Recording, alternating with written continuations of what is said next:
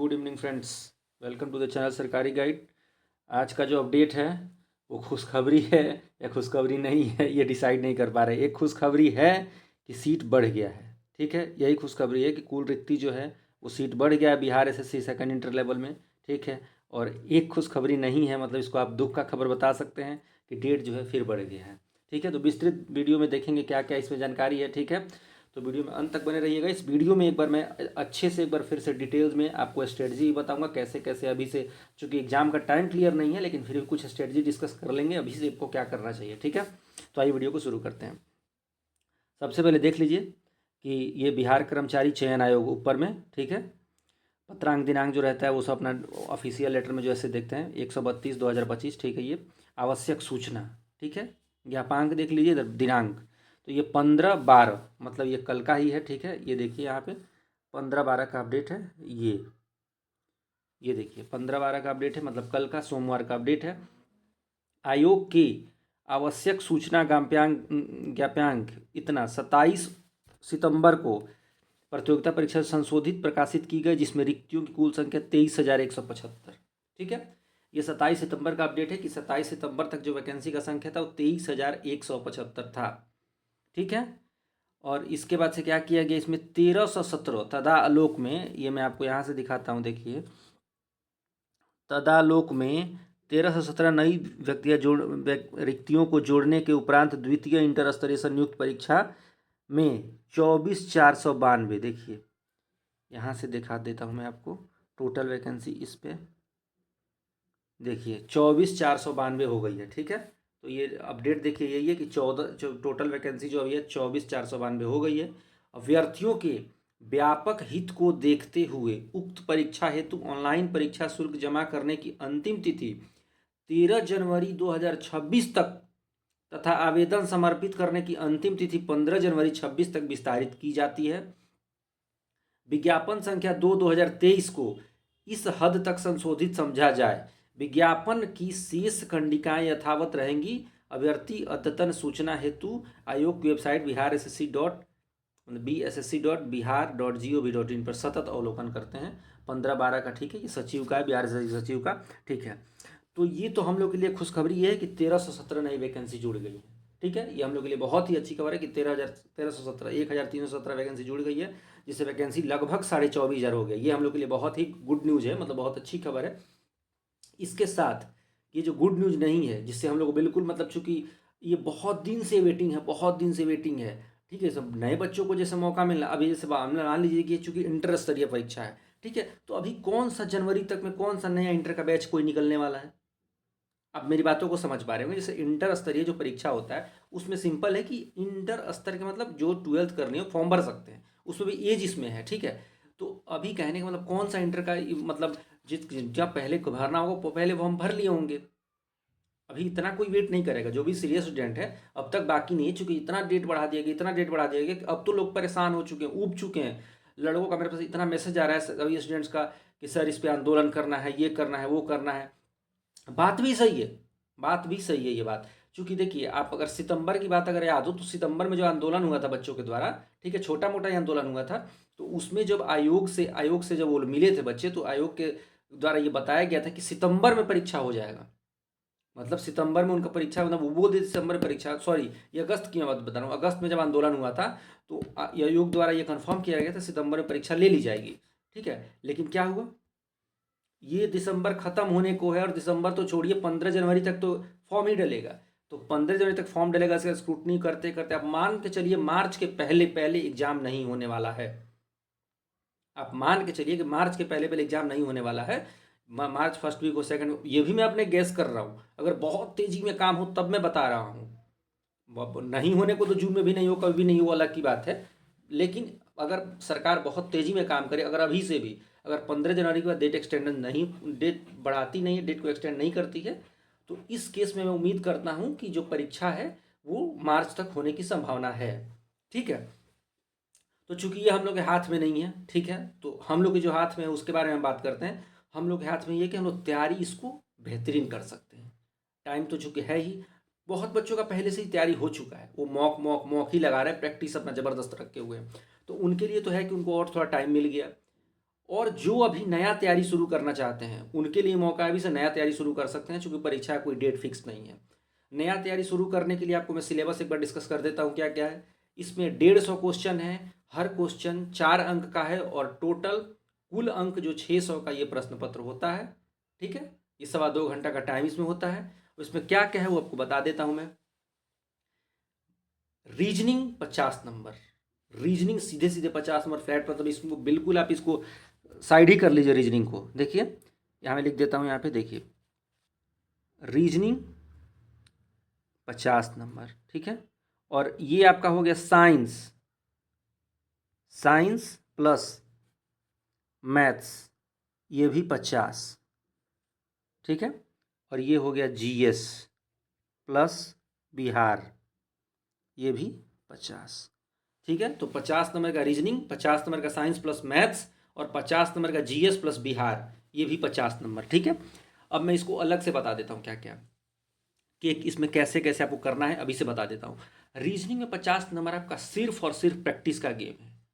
इसमें कहीं फॉर्मूले का काम नहीं है। जैसे कैलेंडर क्लॉक में कुछ फार्मूला लग सकता है, और कैलेंडर क्लॉक के अलावा अगर बताऊँ मैं तो जैसे ये सब ब्लड रिलेशन है, क्लासिफिकेशन है, ये पूरा पूरा प्रैक्टिस का गेम है, पूरा पूरा प्रैक्टिस का गेम है, ठीक है। ये सब वेन डायग्राम का जो क्वेश्चन आता है, फिगर सीरीज का क्वेश्चन आता है, नंबर सीरीज का क्वेश्चन आता है, ये सारा का सारा दिमाग का खेल है। और दिमाग का खेल ऐसा, ये बोलने का मतलब है कि जितना प्रैक्टिस करेंगे उतना दिमाग खुलते रहेगा, ठीक है। आप एक जैसे एक बार बैठे और एक ही बैठे बैठे नंबर सीरीज का 50 क्वेश्चन लगा दिए, 100 क्वेश्चन लगा दिए, ठीक है। फिगर सीरीज का ये इस तरह का क्वेश्चन, तो ये प्रैक्टिस का पूरा पूरा गेम है। इसमें क्यूब और क्यूबॉइड ये सब जैसे क्वेश्चन, कुछ कुछ जैसे कटिंग वाला क्वेश्चन, ये थोड़ा कुछ कुछ फार्मूला होता है जिसको रट सकते हैं आप। मैक्सिमम बाकी रीजनिंग का गेम जो भी है वो प्रैक्टिस का गेम है, ठीक है। अब दूसरा सेक्शन अगर देखेंगे साइंस और मैथ्स में, तो साइंस और मैथ्स में ये बोलेंगे कि 50 नंबर का है, लेकिन मैं आपको पहले वीडियो में जितने वीडियो बनाता हूँ उसमें, क्योंकि सिलेबस में डिस्कस करता ही करता हूँ, तो मैं उसमें ऑलरेडी बता चुका हूँ कि साइंस और मैथ्स का ये गेम है कि इसमें जो है 25-25 क्वेश्चन हम लोग मान के चलते हैं कि 25 क्वेश्चन साइंस का होगा, मतलब 25 क्वेश्चन विज्ञान का और 25 क्वेश्चन गणित का होगा, ठीक है। लेकिन ऐसा कोई लिखित नहीं है, नोटिफिकेशन में ऐसा कोई बिहार एसएससी द्वारा लिखित जानकारी नहीं दिया गया है कि 25-25 ही क्वेश्चन होगा। साइंस का भी 30 हो सकता है, मैथ्स का 20 होगा, ठीक है। साइंस का 20 हो सकता है, मैथ्स का 30 हो सकता है, मतलब इसमें कुछ क्लासिफाइड नहीं है, मतलब 25-25 हम मान के चलते हैं। लेकिन अगर साइंस का 30 क्वेश्चन आ गया, साइंस का 35 क्वेश्चन आ गया, तो आप बिहार एसएससी नहीं बोल सकते कि आपने तो बोला था कि इसमें ऐसे, क्योंकि उन्होंने बोला ही नहीं है ये बात, ठीक है। तो आपको इस बात को तैयारी ढंग से करना है, मतलब साइंस को और मैथ्स को भी इग्नोर आप नहीं कर सकते हैं। मैथ्स का हो सकता है 20 ही क्वेश्चन है, मैथ्स का हो सकता है 15 ही क्वेश्चन है, लेकिन ये भी हो सकता है मैथ्स का 30 क्वेश्चन, 35 क्वेश्चन भी आ सकता है, ठीक है। तो साइंस और मैथ्स में बिल्कुल थोड़ा सा आप इसको बराबर बराबर, मतलब अच्छे से दोनों को तैयारी इसको भी करना है। साइंस में आपको हो गया फिजिक्स, केमिस्ट्री, बायोलॉजी, ठीक है, जिसमें बायोलॉजी का मैक्सिमम क्वेश्चन बायोलॉजी का होता है, ठीक है। बायोलॉजी में जैसे सेल चैप्टर हो गया, सेल चैप्टर तो जैसे ऐसा है कि सेल चैप्टर में किसी भी वनडे एग्जाम में क्वेश्चन ना छपे ऐसा हो ही नहीं सकता है। ऐसा चैप्टर है सेल, सेल मतलब एक नंबर पक्का। सेल का मतलब ये नहीं कि व्हाट इज सेल और इस तरह का क्वेश्चन नहीं, मतलब सेल के जितने भी टाइप्स होते हैं, मतलब सेल के जितने प्रोडक्ट हो गए, जैसे जो भी हम लोग पढ़ते हैं, जैसे माइटोकॉन्ड्रिया हो गया, राइबोसोम हो गया, जो भी है इस तरह के। मैथ्स में ये है कि अर्थमेटिक ही अर्थमेटिक आपको कवर करना है, जैसे प्रॉफिट एंड लॉस हो गया, परसेंटेज हो गया, बट्टा हो गया, लाभ हानि जिसको मैं बता ही दिया, सिंपल इंटरेस्ट हो गया, कंपाउंड इंटरेस्ट हो गया, ठीक है। ये सारी चीज़ें, मतलब साधारण ब्याज, चक्रवृद्धि ब्याज, इस तरह का अनुपात हो गया। तो ये एवरेज क्वेश्चन, और बोर्ड मार्क्स थोड़ा सा पढ़ लीजिएगा क्योंकि बोर्ड मार्क्स का क्वेश्चन इसमें आता है, ठीक है। तो रीजनिंग और मैथ्स प्रैक्टिस का गेम है, रीजनिंग और मैथ्स फिर बता दिया प्रैक्टिस का गेम है। साइंस में आपको पढ़ना पड़ेगा, रिवीजन कंटिन्यूअस करना पड़ेगा, जैसे आप पढ़े रिवीजन किए, पढ़े रिवीजन किए, इस बात को ध्यान रखना है कि पढ़ना है, रिवीजन करना है।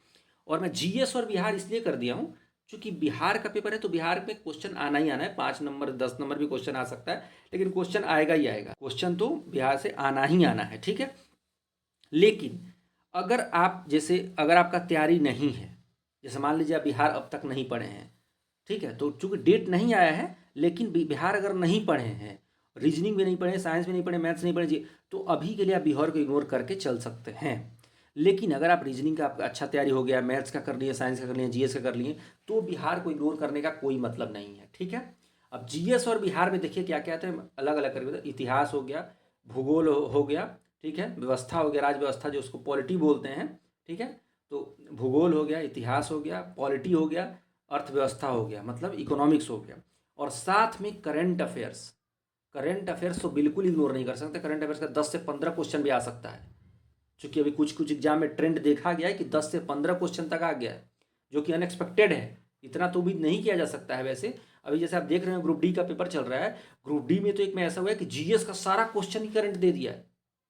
खैर ये अलग की बात है कि बिहार एसएससी के पेपर कोई और लेता है, उसका पेपर कोई और लेता है, लेकिन करंट अफेयर्स पे आजकल सारे जितने भी एग्जाम कंडक्टिंग बॉडी हैं, जो भी एग्जाम कंडक्ट कराने वाली संस्थाएं हैं, उनको करंट पे बहुत फोकस वो लोग कर रहे हैं। वो ये देखना चाहते हैं कि बच्चा अभी के सिनेरियो में दुनिया से अवेयर है कि नहीं है। ठीक है, तो हम लोग को उतना अवेयर क्या, वो बात नहीं है। हम लोग बस एक बुक कोई उठा लेंगे, आप जो भी बुक देखना चाहते हैं, स्पीडी हो गया, वो एडुटेरिया हो गया, गौरव सर का उत्कर्ष पब्लिकेशन का बुक आता है। वैसे मेरे हिसाब से इसके लिए आपको मतलब जो बिहार से रिलेटेड पब्लिकेशन है उस पर ही ध्यान देना चाहिए। या तो आप स्पीडी देख लीजिए या फिर एडुटेरिया देख लीजिए, इस तरह का कोई बुक है जो भी है। ठीक है, मैं आपको मतलब आपने पसंद की आप देख लीजिए। ठीक है, मैं आपको रेकमेंड मतलब दोनों ही बुक मैं जिसमें लड़कों से बात करके आपको बता रहा हूँ, लड़के दोनों बुक की तारीफ ही करते हैं कि दोनों बुक ठीक है। ठीक है, तो ये मैं बता दिया कि जीएस का। ठीक है, जीएस में हिस्ट्री, पॉलिटी, इकोनॉमिक्स, जियोग्राफी, इसका मैक्सिमम आप पढ़ के रिवीजन करिए, पढ़िए रिवीजन करिए, पढ़िए रिवीजन करिए। मतलब इसका रिवीजन ही सक्सेस तक आपको लेके जाएगा। रिवीजन करते रहिए, और रीजनिंग और मैथ्स में प्रैक्टिस के साथ साथ, ठीक है, मॉक आप लगाना शुरू कर दीजिए।